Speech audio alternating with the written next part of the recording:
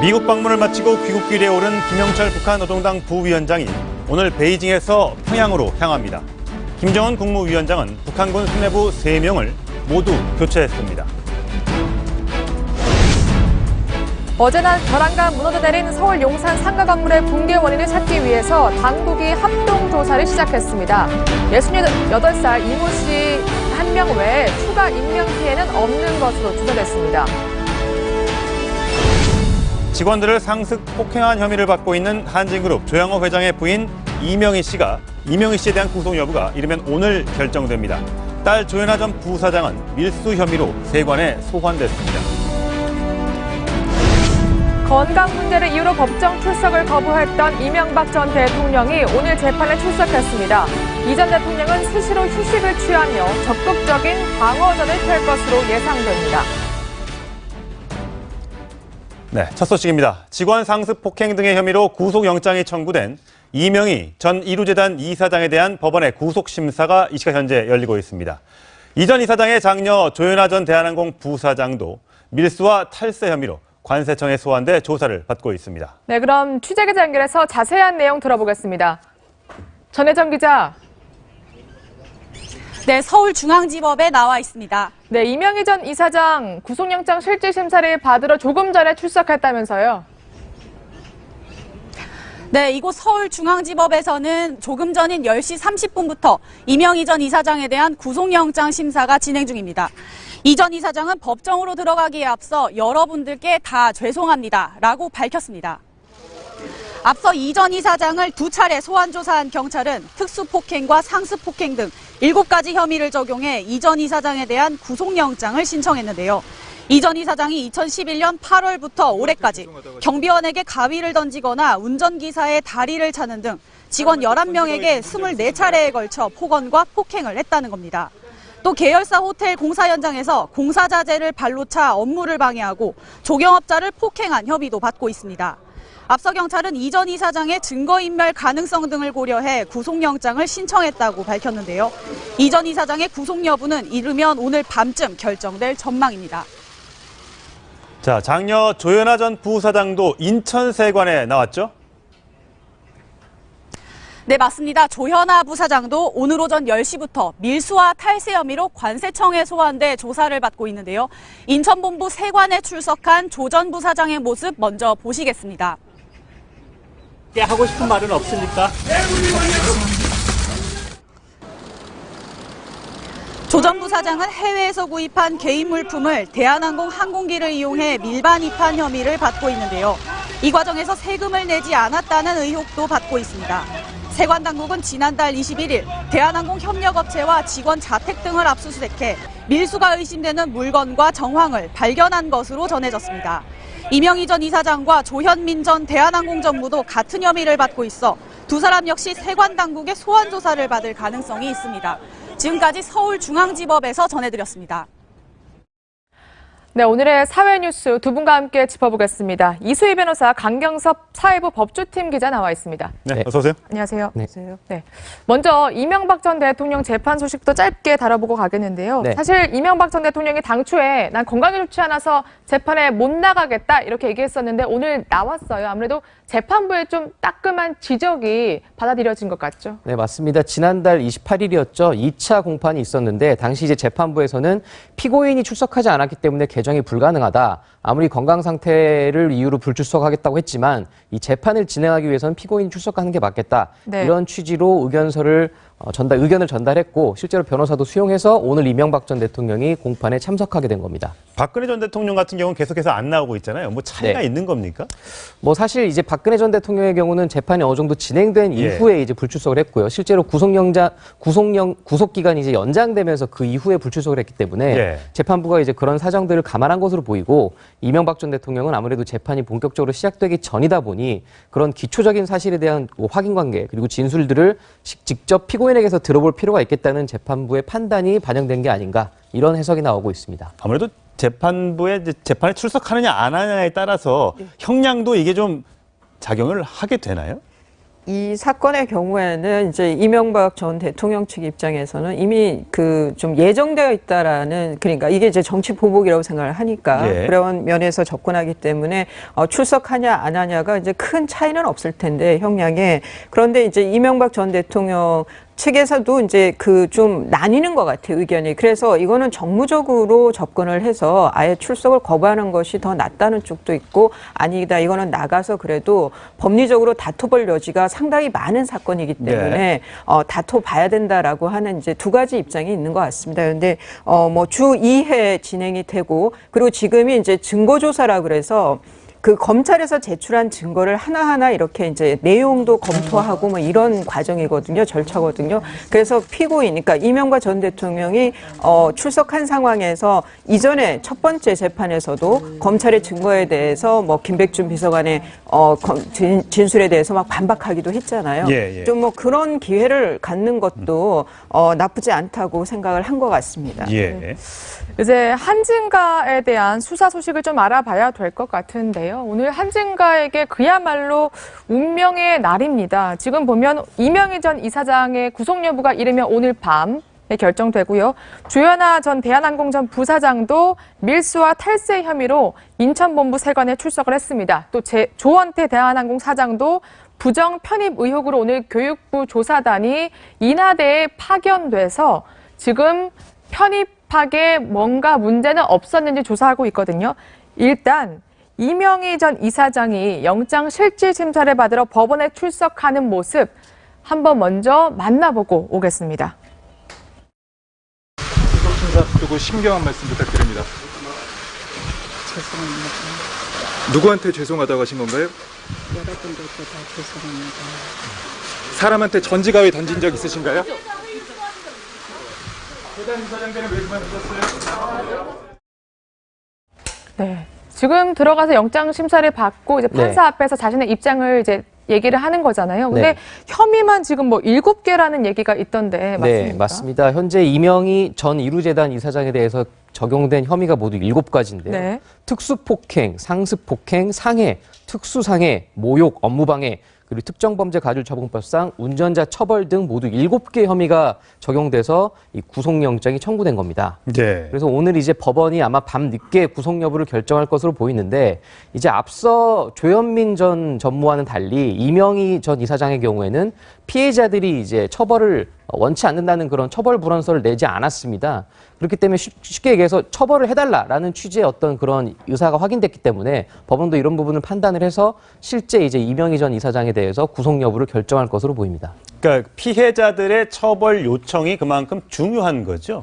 그러니까 단순 폭행의 경우에는 피해자가 처벌을 원하지 않는다 그러면은 더 조사를 안 하는 거죠. 더 수사가 진행이 안 돼요. 아예 처벌을 할 수가 없으니까. 근데 지금 이 혐의는 특수 폭행, 그러니까 전지가위를 그 경비원을 향해서 던진 걸로 지금 인정이 된 것 같아요. 예. 그런 특수 폭행의 경우에는 그다음에 상습적인 폭행에도 그렇고 피해자가 처벌을 원하지 않는다 하더라도 처벌할 수가 있어요. 그러니까 지금 이명희 전 이사장의 경우에는 단순 폭행이 아니기 때문에 피해자의 의사와 상관은 없지만 피해자들과 합의를 했을 때, 그래서 피해자들이 처벌을 원하지 않는다고 그랬을 때는 구속할 만한 중대한 범죄가 아니라고 볼 수 있는 거죠. 그렇게 되면. 그러니까 이것은 이제 구속영장 발부에 피해자와의 합의가 중요합니다. 그런데 지금 보도되는 것에 의하면은 피해자들이 다 처벌을 원한다고 있고 그렇기 때문에 그 문제는 뭐 별 문제가 없어 보이네요. 예. 자, 구속영장이 오늘 밤에 발부가 될지 여부는 조금 더 지켜봐야겠습니다만, 사실 뭐 참 얄궂은 운명인 것 같습니다. 모녀가 똑같이 포토라인에 서게 됐으니까요.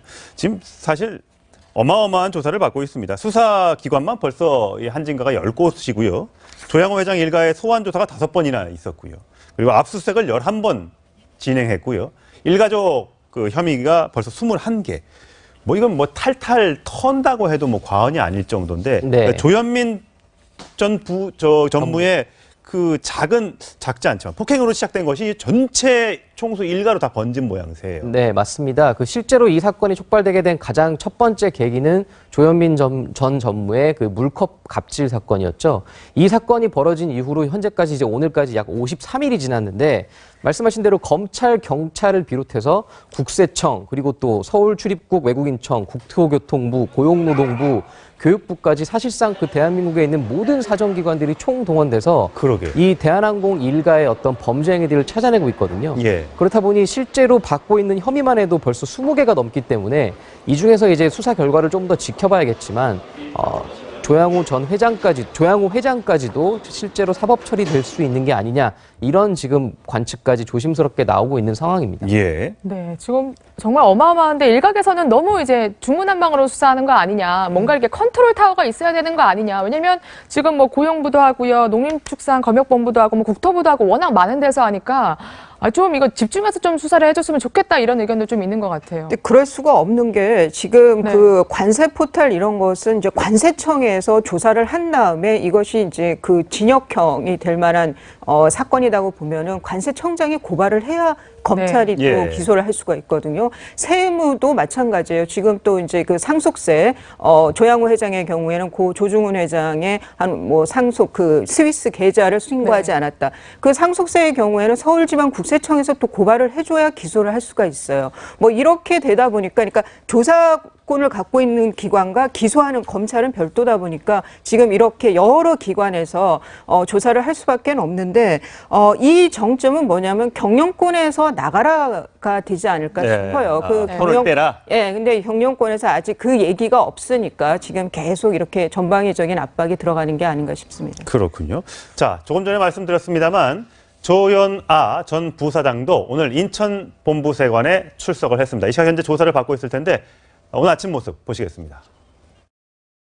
관세 포탈 피의자로서는 첫 번째고 이제 총 세 번째 포토라인이신데 개인적으로 신경이 어떠십니까?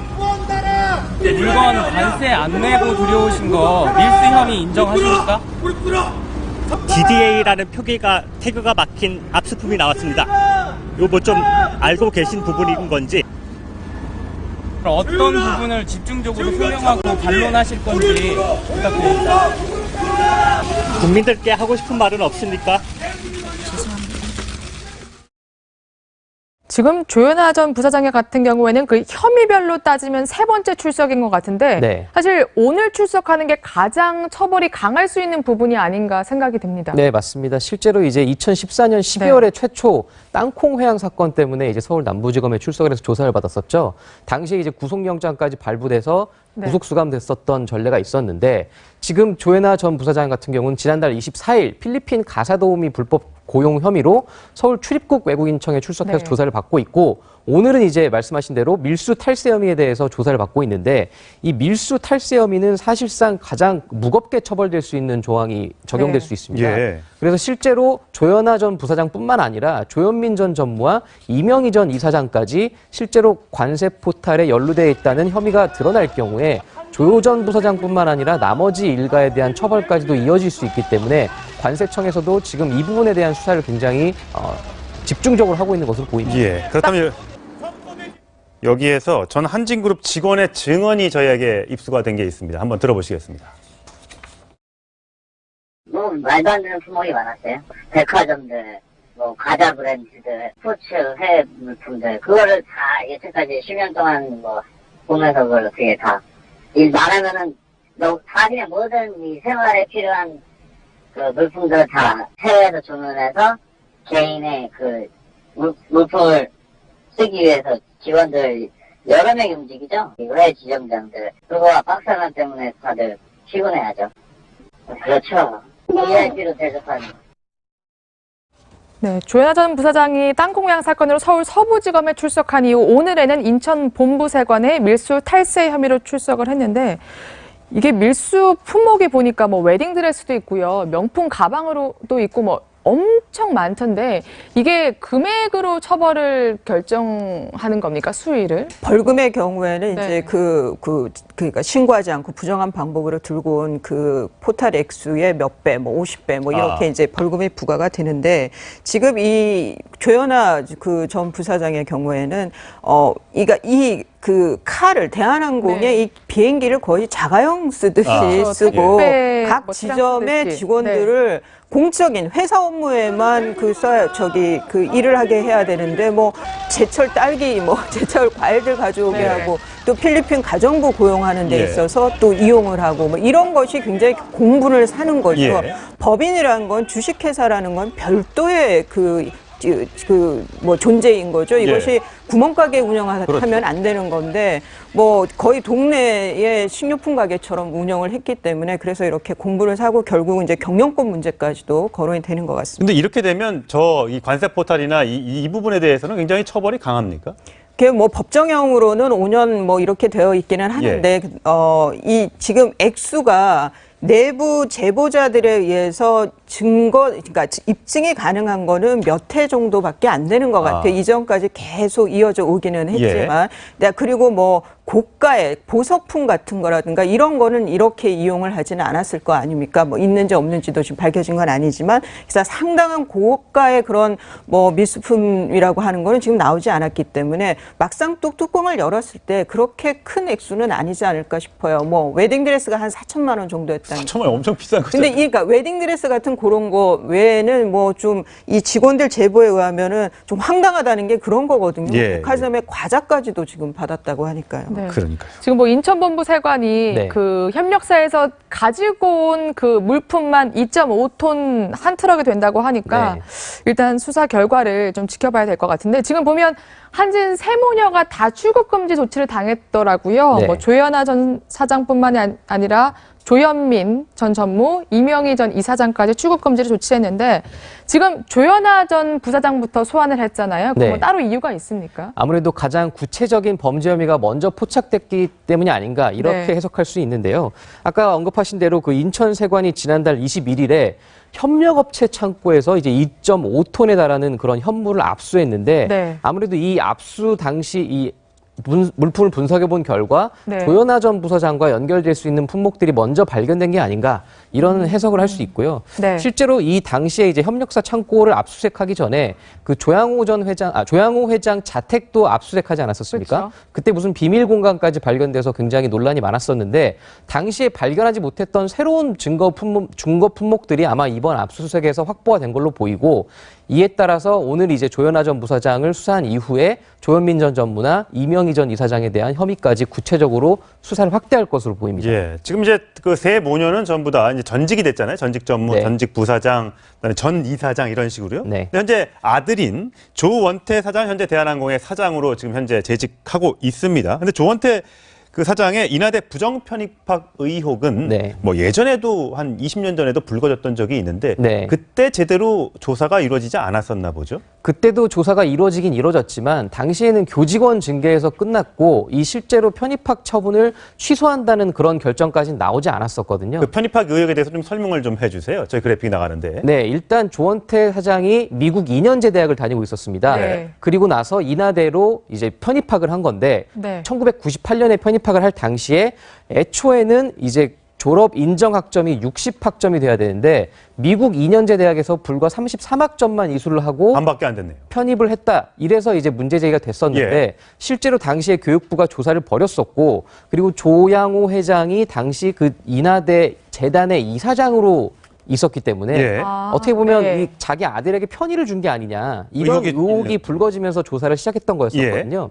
그렇지만 그 교육부가 조사를 마친 이후에도 그 편입학 관련자들을 징계하라고 대학에 요구를 했었고 대학 측은 이제 편입학 관련 서류를 맡았던 교직원만 징계 처리하고 그 이상의 조치를 전혀 취하지 않았었거든요. 그렇다 보니까 지금 다시 최근에 이제 조양호 회장 일가의 이런 갑질 논란들이 불거지는 와중에 다시 수사에 들어간 게 아닌가 이렇게 지금 보입니다. 근데 이 문제는 잘못한 건 잘못한 걸 뭐 이런 그 형법이 있었다고 하면 이게 1998년도 일이에요. 그러면 20년 전 일이거든요. 그렇네요. 그러면 이게 업무방해라 하더라도 공소시효가 완성이 됐고 그리고 뭐 취업 청탁에 대한 뭐 채용 무효 이런 게 요즘 많이 있지만 누구 최순실 씨 딸의 경우에는 그 고등학교 학적이 인정이 안 돼서 예. 아예 대학 입학도 무효가 예. 됐었죠. 근데 이 경우는 좀 그거하고도 좀 다른 것 같고, 그래서 굳이 이걸 다시 들여다보는 이유가 뭔지, 그러니까 사실관계를 파악하는 거는 좋은데 이것이 무엇을 위해서 굳이 이렇게 20년 전 것까지 할 필요가 있는 건지, 이것이 네. 결국 그러면 이제 인하대 어떤 사학 비리에 대한 걸로 정점을 가고 있는 예. 건지, 뭐 요거는 이 문제만이 뭐 포인트는 아닌 것 같습니다. 근데 참 보면 아버지가 이사장으로 있는 학교에 들어가고요. 또 아버지가 회사의 전무나 부사장이나 뭐 사장으로 취임하고, 이게 보면 보통 이 가족 경영에 대한 문제점을 제기하는 사람들이 많잖아요. 그렇죠. 이게 이제 결국 대한항공의 이제 경영권 문제가 나왔을 때 이것은 우리 그 자유시장 경제에서 기업 자치 원칙에 전면적으로 위배되는 거 아니냐. 그렇지만 이게 우리나라 특유의 이 재벌들의 뭐 경영 세습, 그다음에 사학의 이런 이사장 자리에 계속 세습돼 온다든가, 아니면은 사학 뭐 모든 사학이 그렇지는 않습니다만 일부 사학의 경우에 경영진들의 이런 비리라든가 이런 편법, 네. 입학 이런 문제들, 그래서 계속 문제가 되니까 결국 이제 대한항공의 경우에는 여론이 폭발을 해서 이러면은 경영권에서도 손을 떼야 되는 거 아니냐는 문제까지 가게 된 것 같습니다. 예.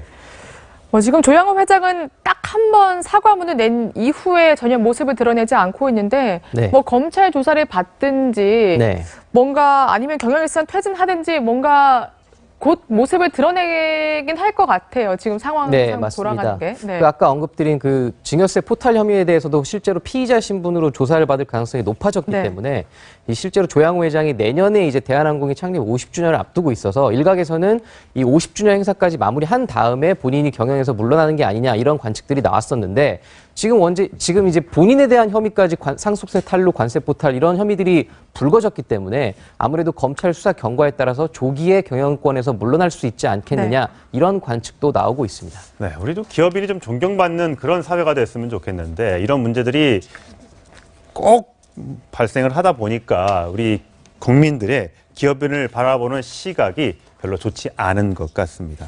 자, 다음 소식인데요. 이 김기덕 영화 감독 맞고소를 했다면서요? 네, 김기덕 감독이 지난해 8월이었죠. 여배우로부터 강제추행 혐의와 폭행 혐의 등으로 이제 고소를 당해서 검찰 조사를 받았었는데, 지난해 12월에 서울중앙지검에서는 이 김기덕 감독에 대해서 강제추행 혐의에 대해서는 증거가 불충분하다. 네. 그러니까 당시 이제 진술들만 가지고는 강제추행이 있었는지 없었는지 정확하게 판단하기가 어렵다. 라는 취지로 무혐의 처분을 했고, 네. 연기 지도 명목으로 이제 뺨을 수차례 때렸다라는 폭행 혐의에 대해서만 올해 초 500만 원의 벌금을 약식 기소했었고, 올해 초에 이게 확정됐었거든요. 네. 그러니까 이제 본인에 대한 강제추행 혐의, 성추행 혐의가 무고다라는 주장을 하면서 자신을 고소했던 여배우, 그리고 이 사안을 방송했던 한 보도 프로그램에 대해서 제작진들을 명예훼손 혐의로 고소를 한 겁니다. 네. 일단 김기덕 감독은 그동안 계속 추행이나 그런 건 거의 없었고 연기 지도 명목이었다 이렇게 주장을 해왔는데요. 김기덕 감독의 목소리 먼저 들어보고 오시겠습니다. 한국 사회가 이제 도덕과 윤리 안에서 성이나 섹스, 어떤 욕망들이 좀 어둡게 포장돼 있잖아요. 그 어둡게 포장된 성에 대해서 가장 가깝게 우리가 폭넓게 이해해야 되는 그런 문제라고 생각해요. 폭행이나 강요가 발생해도 영화의 완성도와 작품성 뒤로 사라지고 감독의 연출 의도라는 말에 가려지고 있습니다. 근데 일각에서는 아무래도 그렇게 떳떳하면 처음부터 무고죄로 고소를 하든가, 그게 아니라 검찰 수사가 다 나서 무혐의로 성추행, 성폭행에 대해서는 무혐의로 결론 내는 거 보고 그다음에 무고죄로 고소하는 건 비겁하지 않냐, 이런 의견도 있는 것 같아요.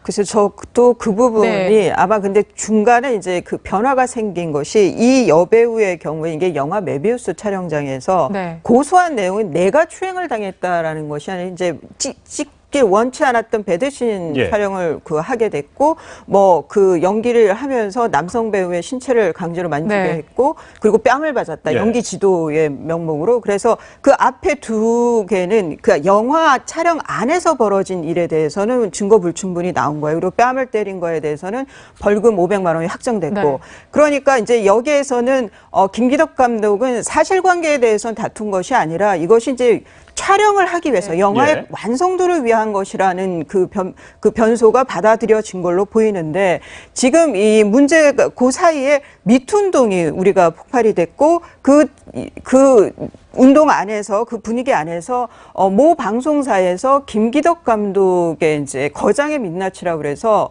배우들이 그러니까 영화 촬영 안에서가 아니라 배우들이 개인적으로 예. 지금 성폭력을 시달렸다라는 것이 이제 보도가 됐거든요. 그러니까 이 두 가지 변수가 생기면서 김기덕 감독이 이제 성폭력범이 되니까 이 여배우를 이제 무고로 고소를 하고 그 보도 프로그램도 지금 고소를 한 걸로 보입니다. 근데 이게 증거 불충분이라는 무혐의라는 게 죄가 없다는 겁니까? 아니면 증거를 못 찾았기 때문에 뭐 어떻게 할 수가 없다 이런 얘기입니까? 이게 아주 애매한데요. 이 그 검찰에서는 입증 책임을 지잖아요. 그러니까 유죄를 받아낼 수 있어야만 기소를 할 수가 예. 있는데 이 정도 증거 가지고는 유죄가 안 되니까 우리가 기소를 못 한다 이런 취지예요. 네. 그러니까 이게 이제 무고가 유죄가 난다라고 그러면은 이거는 이제 그 김기덕 감독 입장에서는 많은 부분을 벗게 되지만 앞서 제가 말씀드렸지만 이거는 여배우가 촬영 안에서 벌어진 일에 대해서 고소를 한 거였고 그 모 방송사의 프로그램은 촬영 외적인 성폭력에 대해서 얘기를 한 거라서 좀 내용이 다릅니다. 예, 하여튼 이 부분이 좀 복잡한 문제긴 한데 하여튼 피해자가 뭐 2차 피해를 당하지 않도록 또 억울한 사람이 없도록 조사가 좀 잘 좀 이루어져야 될 것 같습니다. 오늘 두 분 말씀 여기까지 듣겠습니다. 고맙습니다. 네, 다음 소식입니다. 미국을 방문해 트럼프 대통령을 만난 김영철 부위원장이 잠시 후 베이징을 통해 평양으로 돌아갑니다. 네, 자세한 내용 취재기자 연결하겠습니다. 황아람 기자. 네, 국제부입니다. 네, 김영철 부위원장 오늘 평양으로 돌아가죠? 네, 그렇습니다. 미국 방문을 마친 김영철 부비원장이 어제 저녁 경유지인 중국 베이징에 도착했습니다. 오늘 고려 항공편을 이용해 평양에 돌아갈 것으로 보이는데요. 귀국 직전에 어떤 형식으로든 중국 측과 접촉을 해서 북미 정상회담 의제 결과를 설명할 것으로 보입니다. 김영철은 지난달 30일부터 3박 4일간 미국을 방문해 폼페이오 국무장관과 북미 정상회담을 최종 조율했습니다. 자, 김영철 부위원장이 전달한 김정은의 친서. 정말 궁금한데 어떤 내용이 담겼습니까? 네, 김정은 국무위원장이 트럼프 대통령에 전달한 친서와 구두 메시지에 어떤 내용이 담겼을지 전 세계에 관심이 쏠렸었는데요. 트럼프 대통령은 이전 대통령들이 하지 못했던 일들을 할 사람으로 보인다. 그리고 이뿐만이 아니라 한 큰 문제 전부는 아니더라도 한두 개의 문제를 해결하면 세계 평화에 기여할 것으로 보인다는 내용이 전달된 것으로 알려졌습니다. 뿐만 아니라 이번 정상회담이 계속해서 이어지기를 바란다는 내용도 전달된 것으로 알려졌는데요. 트럼프와 김정은의 면담이 당초 예견됐던 시간을 훌쩍 넘긴 80분 동안 진행된 것도 이 같은 내용과 관련해서 많은 이야기가 서로 오갔기 때문으로 분석됩니다. 트럼프 대통령은 이후 기자회견을 통해 큰 거래가 있겠지만 이번 12일에 당장 서명을 하지는 않을 것이라고 밝히면서 앞으로 하나의 과정을 시작할 것이라고 밝혔는데요. 북미가 가까워지고 있는 만큼 최대 압박이라는 말을 사용하고 싶지 않다고도 말했습니다. 지금까지 국제부에서 전해드렸습니다. 네, 북한 김정은 국무위원장이 최근 군 순회 3인방을 전면 교체한 것으로 전해졌습니다. 김정은 위원장의 비핵화 노선에 대한 군부 반발을 의식한 길들이기 아니냐 이런 분석이 나옵니다. 네, 그럼 취재기자 연결해 보겠습니다. 최선 기자. 예, 국방부입니다. 네, 이번에 교체된 북한 군부는 어떤 자리고 또 누구로 교체됐습니까? 네, 이번에 교체된 북한 인민군 순회 자리는 인민무력상, 총참모장, 총정치국장 3곳입니다. 우리로는 국방부 장관에 해당하는 인민무력상은 박영식에서 노광철 인민무력성 제1부상으로 교체됐고 우리 합참의장과 동급인 총참모장 자리는 기존 리명수에서 리영길 총참모부 제1부참모장으로 대체된 것으로 알려졌습니다. 특히 전 인민무력상과 총참모장인 박영식과 리명수는 4.27 남북 정상회담 당시 문재인 대통령에게 거수경례를 하며 눈길을 끌기도 했습니다. 앞서 북한군 서열 1위인 총정치국장은 지난달 26일 북한 매체 공식 보도를 통해 김정각에서 김수길로 교체된 사실이 확인되기도 했습니다. 자, 이번 북한군 인사와 관련해서는 어떤 해석이 가능할까요? 예, 이번 북한 군순회 3인방 교체는 한반도 정세와 무관하지 않아 보입니다. 남북, 북미가 대화 분위기로 바뀌고 있는데 이에 대한 군부 불만을 통제하기 위한 조치라는 분석이 나옵니다. 특히 노광철 신임 인민무력상은 온건파로 분류되고 있고 리영길 신임 총참모장은 올해 63세로 리명수 전 총참모장보다 21살이나 젊습니다. 제2경제위원장을 역임한 노광철 인민무력상은 핵미사일 제조 총지휘자기도 했었는데요. 북한이 비핵화 속도를 내기 위한 조치를 취한 것이란 분석도 나옵니다. 지금까지 국방부에서 전해드렸습니다. 자, 남북 문제 그리고 북미 관계 신범철 아산정책연구원 안보통일센터장과 함께 이야기 나눠보겠습니다. 어서 오세요. 예, 안녕하십니까? 네. 오늘 오전에 미국 언론을 통해서 전달된 내용인데 멜라니아 여사가 이번 달 12일 날 싱가포르 북미 정상회담에 오지 않을 것이다. 이런 보도가 나왔습니다. 사실 트럼프 대통령과 김정 국무위원장의 만남뿐만 아니라 이설주 여사와 멜라니아의 만남도 사실 좀 관심을 모았는데 좀 안타깝다는 얘기가 좀 나옵니다. 네, 좀 아쉽네요. 그렇지만 두 가지 측면에서 볼 수 있을 겁니다. 일단 멜라니아 여사가 요즘 건강이 그렇게 좋지가 않습니다. 수술도 최근에 받은 적이 있고 그런 측면이 작용했을 거라고 보고요.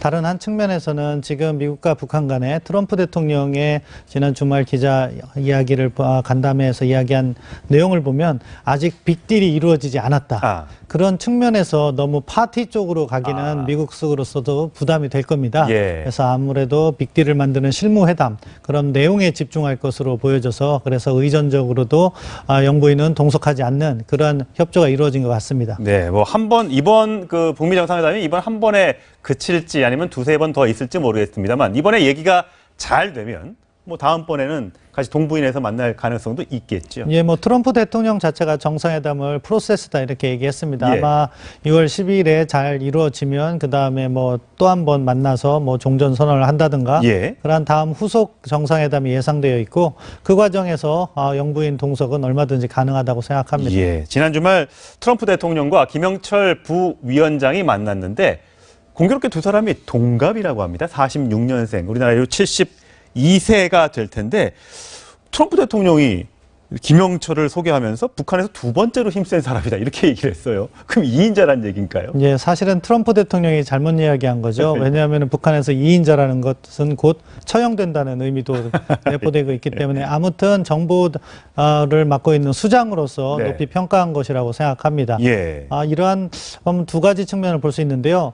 의전적 측면에서 김영철에 대해서 상당한 예우를 했어요. 트럼프 대통령이 그런 측면은 스스로도 정상회담을 하고 싶다는 그런 의지라고 보고요. 다른 한 측면에서는 북한 내부 사항을 정확하게 아는 것은 아니다.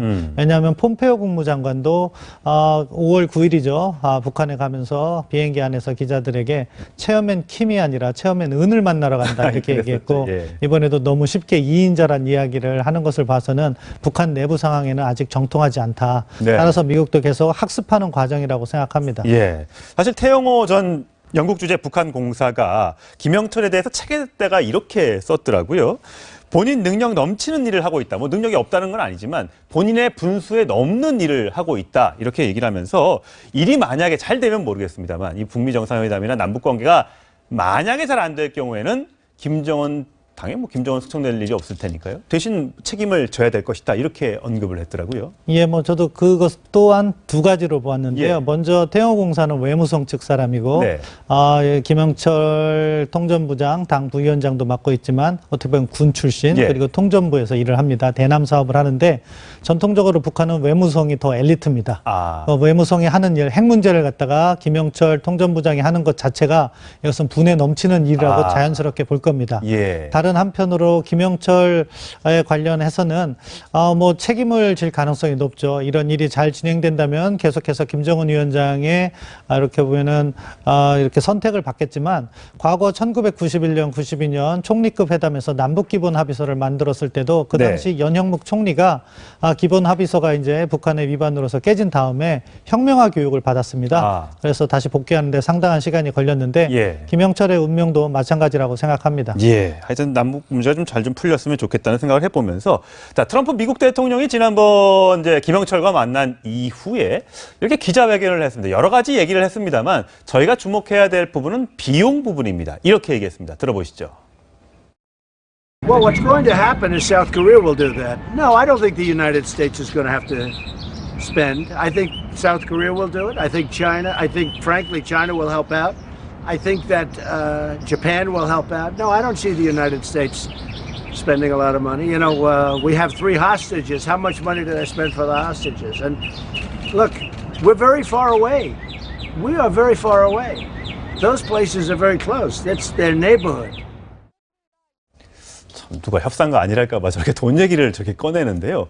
아니 뭐 북미 관계가 잘 이루어지면 맥도날드 햄버거 체인이 뭐 평양에 들어갈 것이다 이런 얘기도 있었지 않습니까? 저 얘기는 어떤 의미일까요? 그러니까 미국의 정부 예산으로 북한 비핵화 관련해서 돈을 쓸 일은 별로 없을 것이다 이렇게 얘기합니다. 예. 사실은 과거 협상을 보더라도 그러니까 북한을 비핵화시키는 비용, 그러니까 만약에 들어가서 사찰을 하고 예.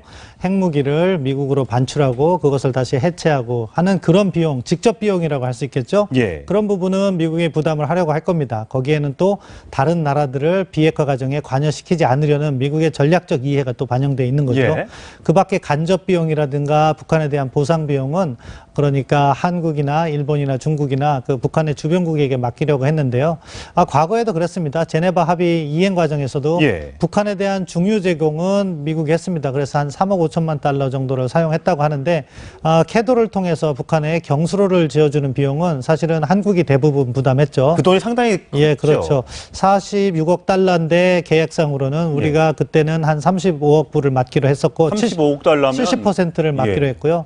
일본이 한 10억 불, 나머지 미국이 부담한다고 했는데 나중에 집행된 걸 보니까 20억 달러 조금 더 넘게 집행을 했었습니다. 예. 근데 그중에 우리가 15억 달러, 그러니까 70%를 냈고요. 예. 일본이 한 4억 불, 나머지 돈 누가 냈느냐? 미국이 안 내고 EU가 냈습니다. 그렇네요. 그러니까 어떻게 보면 미국은 위협과 직결된 부분에 있어서만 비용을 사용하고 나머지는 주변국이나 관련 당사자들이 분담한다. 그런 원칙을 일관성 있게 가져가고 있다. 그렇게 생각합니다. 뭐 사실 핵 폐기뿐만 아니라 이제 북한을 재건하려면 돈이 엄청 들어가지 않겠습니까? 영국에서 한 조사 업체에 보면 한반도 평화 정착시키는데 향후 10년에 걸쳐서 무려 2조 달러, 우리 돈으로 2,144조 원의 비용이 들 것이라고 합니다. 물론 뭐 10년에 걸쳐서라는 얘기 들었습니다만 뭐 평균 내봐도 뭐 엄청난 돈이 들어가지 않습니까?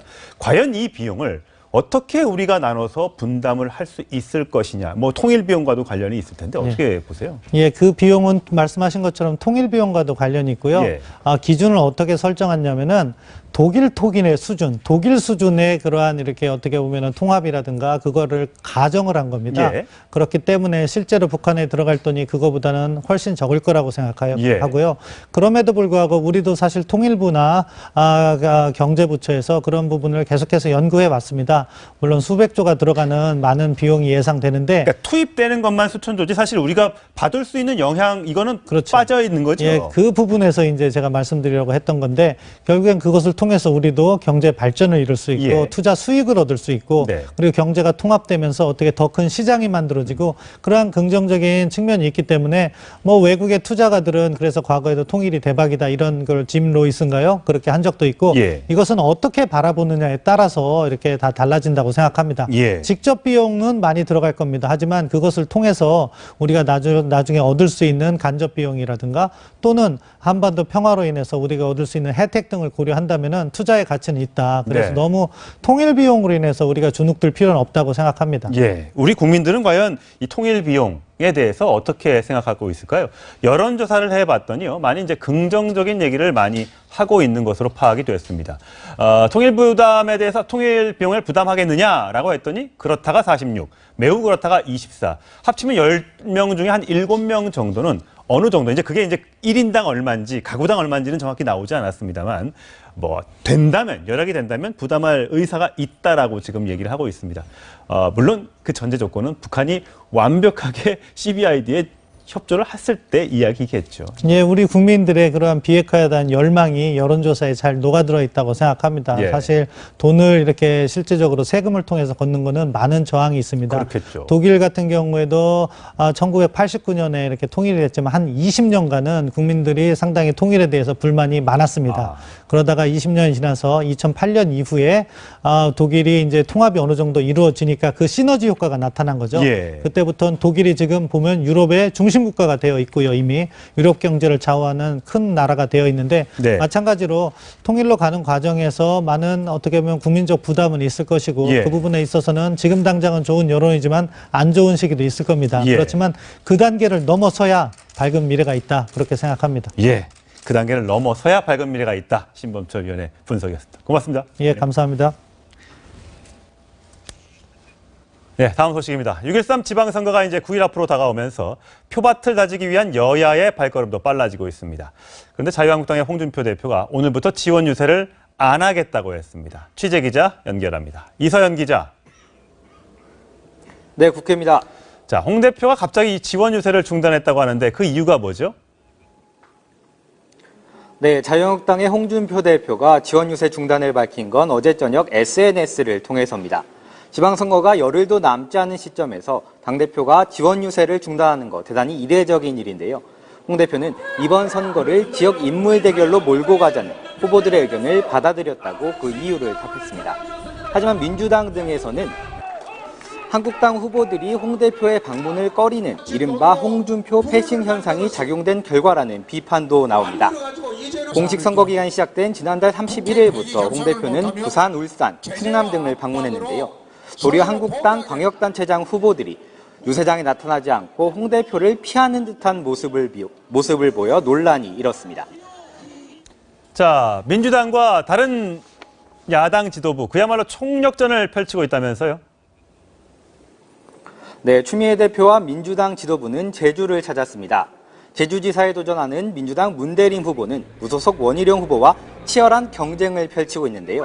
민주당은 제주도를 이번 선거 최대 경합지역으로 보고 대규모 지원 유세를 벌일 계획입니다. 바른미래당의 유승민 대표는 오늘 오전 서울 노원병을 찾아 이준석 후보의 출근길 인사를 함께했습니다. 안철수 서울시장 후보는 외신 기자들과 간담회를 갖습니다. 민주평화당은 오후 늦게 목포에서 합동 집중 유세를 벌일 계획입니다. 정의당은 강원도로 향합니다. 이정미 대표와 노회찬 원내대표는 각각 강원도 춘천과 원주를 찾아 후보들을 지원할 예정입니다. 지금까지 국회에서 전해드렸습니다. 네, 이게 들으신 대로 지방선거가 9일 앞으로 다가오면서 후보 검증 작업도 본격화되고 있습니다. 가족면을 불법적으로 조성했다는 논란에 휩싸인 후보들도 있었습니다. 강병규 기자가 취재했습니다. 김경수 더불어민주당 경남지사 후보의 가족묘입니다.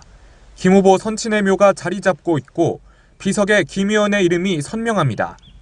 김 후보의 선친은 2006년 이 땅을 매입해 가족묘를 조성했고 2016년 별세하자 이곳에 안장됐습니다. 문제는 이 가족묘는 당국의 허가를 받지 않은 겁니다. 가족묘를 설치하려면 관할시장 등의 허가를 받아야 합니다. 위반된 처벌도 받습니다. 일반인들은 가족묘지를 만드는 것이 결코 쉬운 일이 아닙니다. 충분히 인지를 하고 계셨을 것 같고 도덕성으로는 문제가 있다고 판단됩니다. 김 후보는 최근 보도를 보고 나서야 알게 됐다. 경위가 어쨌든 불찰이었다며 사과했습니다. 원희룡 제주지사 후보의 가족 납골묘입니다. 경쟁자인 문대림 민주당 후보 측이 가족 납골묘가 남의 땅에 조성됐다고 주장하는 곳입니다. 문대림 후보 측은 인근에 펜션과 리조트가 자리해 사설 묘지를 설치할 수 없게 돼 있다는 주장도 펼쳤습니다. 우리 일반인들은 허가를 하나씩 받으려고 해도 굉장히 힘든데 그냥 너무 쉽게 일처리를 해버리니까 역시 끝발은 좋기 좋구나. 원 후보 측은 사실관계를 파악 중으로 곧 입장을 발표하겠다고 말했습니다. 채널A 뉴스 강병규입니다. 네, 서울시장 선거 전에선 이 건설, 이 개발이 먼저냐 아니면 복지가 우선이냐를 놓고 논쟁이 뜨거운가 모양입니다. 김도영 기자가 취재했습니다. 이곳은 서울 도심의 청계천입니다. 이명박 서울시장 시절 복원한 이곳 청계천이 눈길을 끌면서 이후 서울시장 후보들은 개발 공약을 앞다퉈 내놓곤 했습니다. 이번 선거도 다르지 않습니다. 오래된 빌라촌이 최신식 아파트로 탈바꿈한 서울의 한 뉴타운.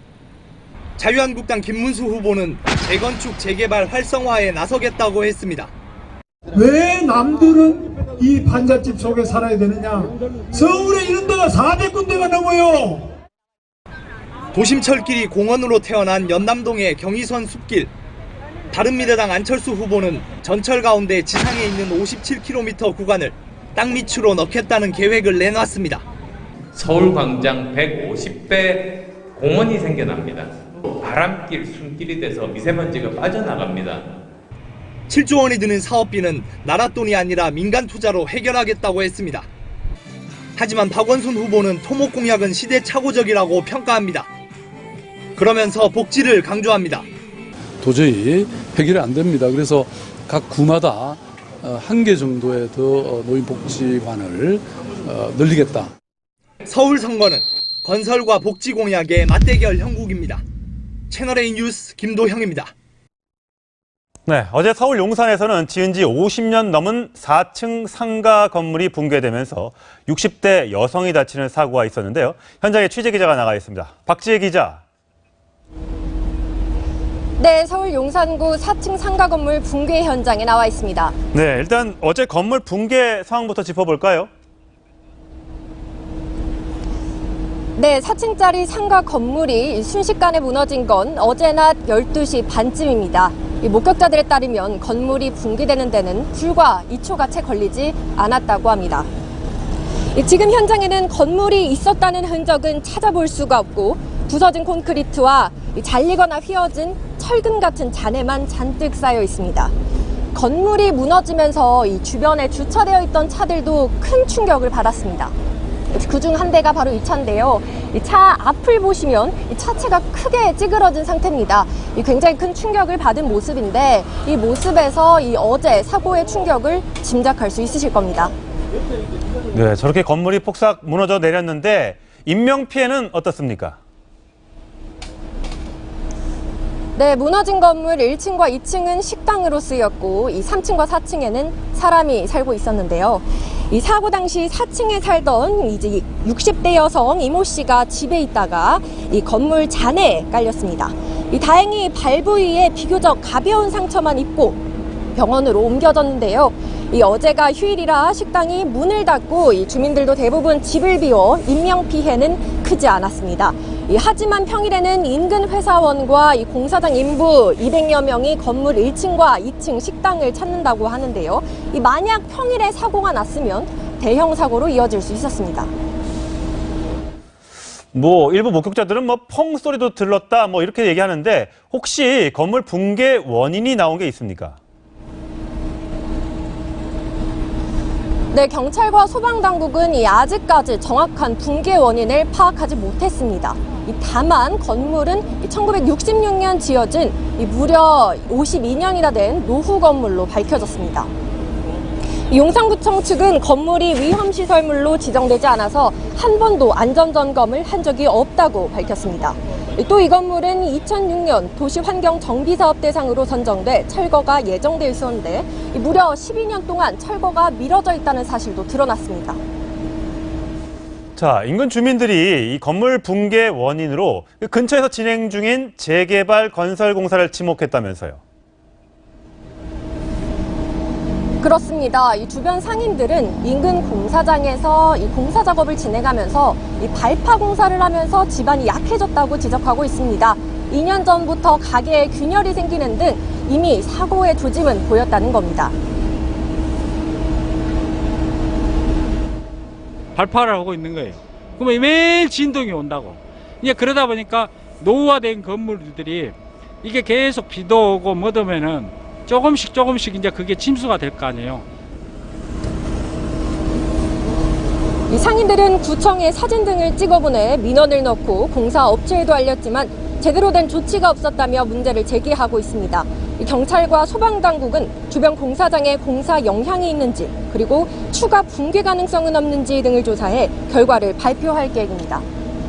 지금까지 용산 건물 붕괴 현장에서 채널A 뉴스 박지혜입니다.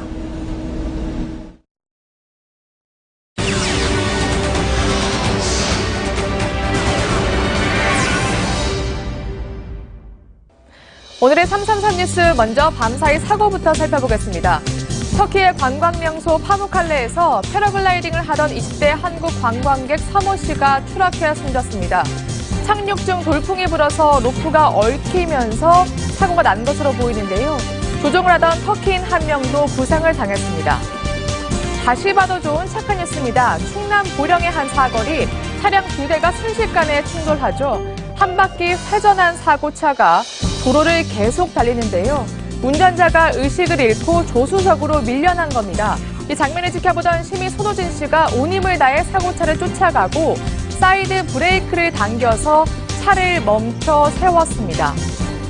본능적으로 움직였던 것 같아요. 저희가 미흡한 사람을 보면 구해줘야 된다고 생각하는 건 누구나 같은 생각이잖아요. 사고 차량 운전자는 생명에 지장은 없는 것으로 알려졌습니다. 경찰은 손 씨에게 감사장을 수여할 계획입니다. 지난 1일 서울 영등포경찰서 중앙지구대 한 남성이 들어와 경찰 2명의 발길질을 하고 다른 경찰관이 제지하려 하자 얼굴에 박치기까지 하죠. 술에 취해 1시간 가까이 행패를 부린 이 남성은 근처 신길지구대장 윤모경감, 지난달 이 지구대가 실시한 노점산 단속에 자신이 부당한 압력을 넣었다는 의혹이 일자 따지러 간 것으로 알려졌습니다. 경찰은 윤 경감을 대기 발령하고 정확한 경위를 조사할 계획입니다. 다음은 오늘의 이슈, 성차별 논란으로 번진 상의 탈의 소식입니다. 어제 서울 도심 한복판에서 상의 탈의 시위가 있었습니다. 페이스북이 여성단체의 상의 탈의 시위 사진을 음란물로 보고 삭제하자 여성의 몸은 음란물이 아니라며 다시 한번 퍼포먼스를 한 건데요. 여러분은 어떻게 보시나요? 여성도 노출의 자유가 있고 이 편견을 지워야 한다는 옹호 의견도 있지만 이 취지는 알겠는데 다소 과하다는 의견도 있었습니다. 일단 페이스북 측은 삭제한 발라 사진을 복원했습니다. 하지만 여성의 상의 노출을 음란으로 볼 것인지 논란은 여전한데요. 경찰도 공연 음란죄로 이들을 처벌할지 고민에 빠진 상태입니다. 네, 마지막으로 선파란치에 대해서 알아보겠습니다. 선거범죄를 신고하는 이른바 선파라치가 6.13 로또란 말로 불리고 있습니다. 선거범죄 포상금이 건당 최대 5억 원에 달하기 때문인데요.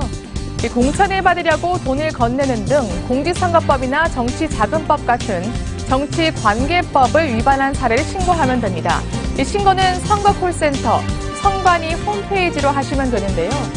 하지만 해당 사건이 무혐의로 불기소 처분을 받거나 피의자가 무죄가 확정되면 이 포상금을 반환해야 합니다. 물론 거짓말로 신고한 경우도 포상금 전액을 돌려줘야 합니다. 지금까지 333 뉴스였습니다.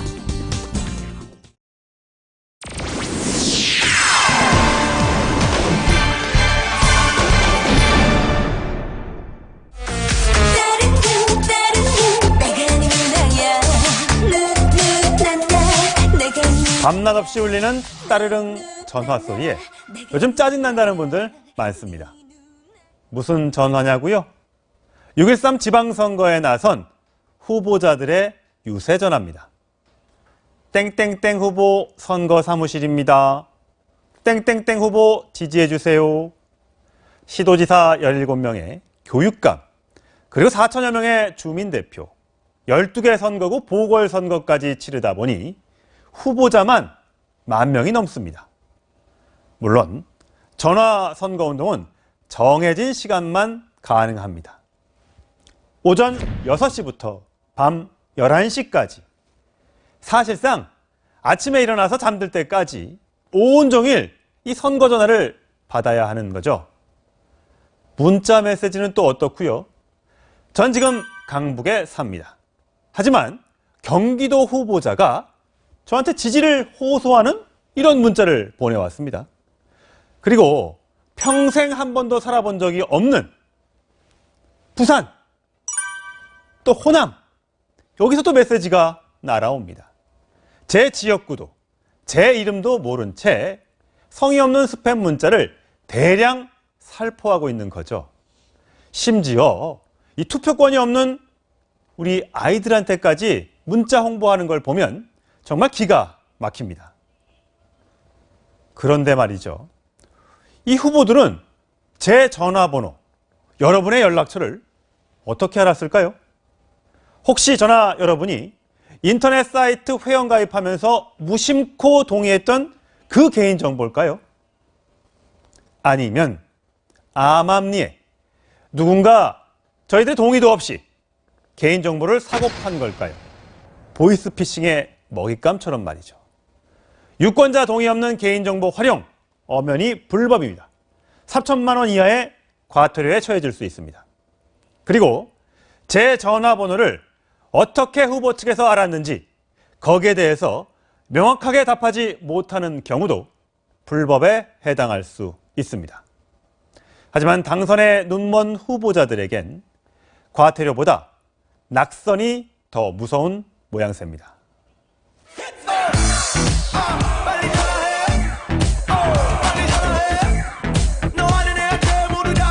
시야를 가리는 이런 현수막들, 거리마다 넘쳐나는 이런 명함들, 폭주하는 메시지에 아마 감동하는 유권자는 없을 겁니다.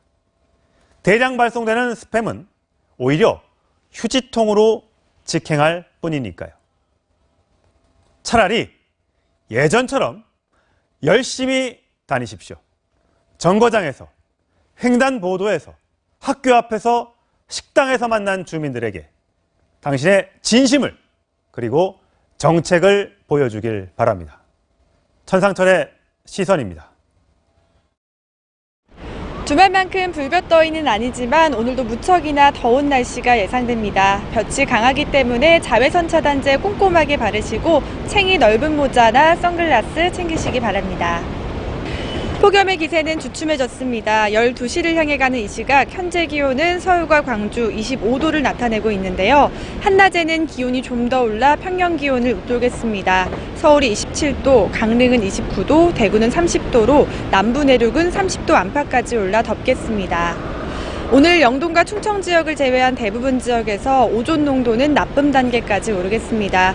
오존은 우리 호흡기에 매우 치명적이니까요. 오후 2시에서 5시 사이에는 야외 활동을 자제하시는 게 좋겠습니다.